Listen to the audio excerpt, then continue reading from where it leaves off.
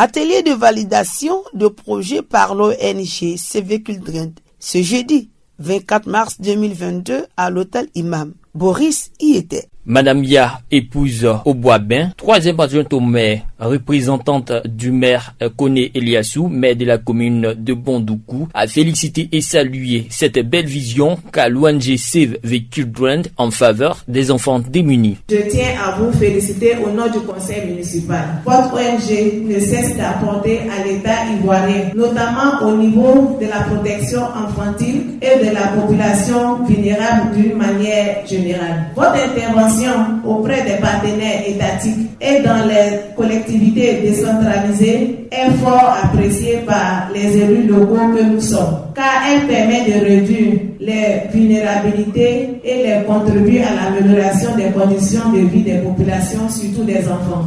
Mademoiselle Digbe Marie Fidèle, chef de bureau Save Children à Bengourou, représentante du directeur pays, nous explique l'objectif de ces différents projets. Le premier projet, intitulé Vers un environnement inclusif et sans violence pour les filles et les garçons les plus vulnérables à Bondoukou, s'inscrit dans le domaine de la protection de l'enfant et a pour objectif de contribuer à l'épanouissement et au plein développement du potentiel des enfants dans la région du Bondoukou par le renforcement du mécanisme de protection de l'enfant. Le second projet, dénommé Protection sociale sensible à l'enfant, quant à lui, répond à la préoccupation de la réduction de la pauvreté infantile et vise à contribuer à réduire la pauvreté des enfants et des ménages vulnérables à travers un système de protection sociale inclusive et sensible à l'enfant en Côte d'Ivoire. Par ces deux projets, donc, Save Children voudrait apporter sa contribution à la promotion, à la protection et au bien-être des enfants et de leurs familles. Au niveau national, nous sommes conscients et saluons les initiatives gouvernementales réalisées dans le cadre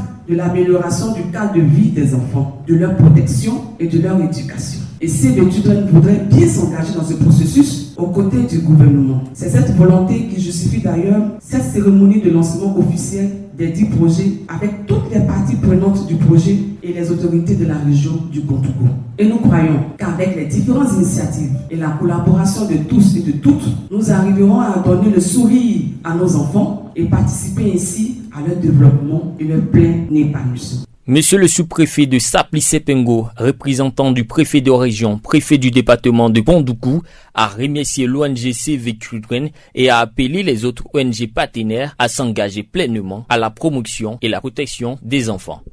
Mesdames et messieurs, qu'il me soit permis, au nom de monsieur le préfet de la région, de remercier Save Children et les ONG locales partenaires, Notre Grenier et Soleil Levant, pour avoir fait de la région du Bondoukou un espace de mise en œuvre de ces importants projets. Une pensée ne dit-elle pas qu'un enfant se souviendra de celui qui a été là pour lui et non de ce qu'il a dépensé pour lui? Les enfants peuvent en effet oublier les jouets et les vêtements, mais ils n'oublient jamais le temps et l'amour. Je voudrais également, au nom de mon mandat, engager toutes les parties prenantes à ces projets à œuvrer pour l'atteinte des résultats escomptés.